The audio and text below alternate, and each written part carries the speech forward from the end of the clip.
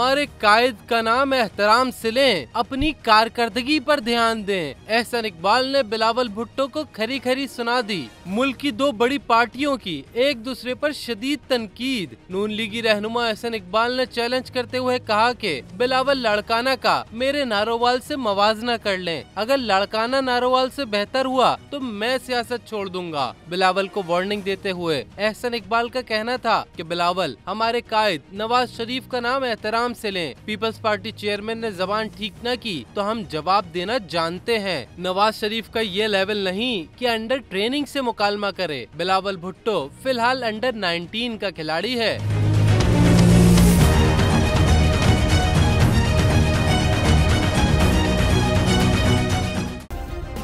Subscribe करें और bell दबाएं ताकि कोई खबर रह न जाए।